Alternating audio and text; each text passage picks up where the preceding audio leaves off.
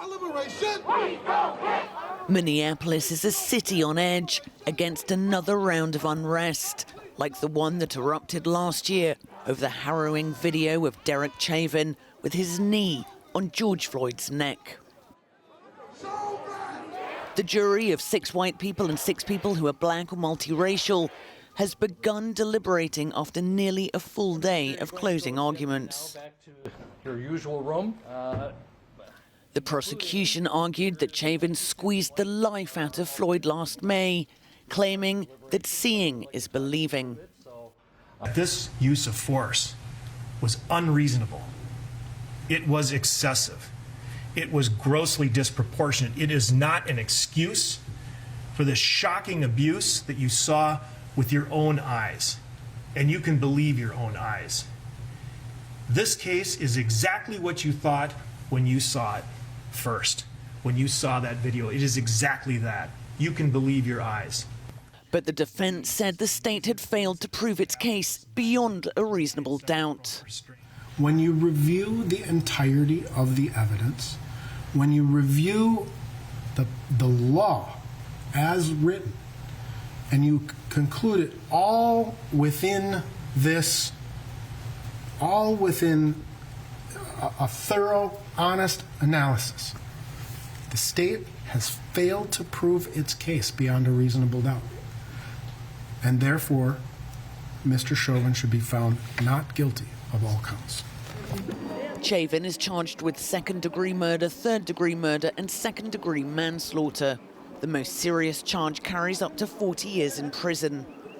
With the case drawing to a close, stores across numerous states have boarded up their windows, and the National Guard is on patrol. President Joe Biden has called for calm. Hermione G., Euronews. Well, for the prosecution, it's all about that videotape, as you heard. What else do you need? The prosecution is asking.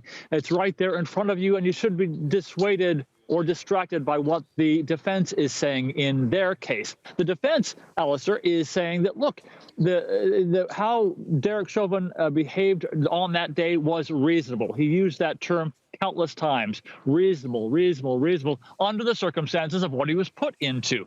Now, all of this has gone to the jury now, and what's making it tough for them, though, is that all the jurors are being handed a 12-page packet of jury instructions with a lot of instructional nuance, legal nuance, and how they're supposed to apply the law to the evidence, and it can get confusing. Legal experts say that oftentimes juries comes back to the judge to say, look, we need more help to understand what's meant here or there in these jury instructions. Plus, they've got 3 different options to choose from in a conviction or to acquit Chauvin outright.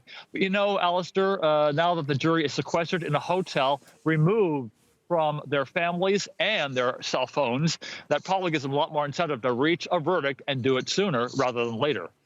It's a highly emotive case in Minneapolis, and the city's on a state of alert. What's the mood like at the moment? Tense. In fact, today, outside the courtroom, right as the jury was going to the deliberations, there was a large protest. So you see it there, all these folks from Black Lives Matter activists marching through the streets. They were angry and loud, but they were peaceful. Even so, the governor of Minnesota has called in extra police forces from Ohio and Nebraska to watch out for any violence after the verdict. Now, these people you see here are furious about that. They don't want this city to be any more militarized than it already is. But the governor, who is a big fan of Black Lives Matter, I should say, is saying, look, our National Guardsmen who are already here, they're already here, are already taxed out and tired. They need help.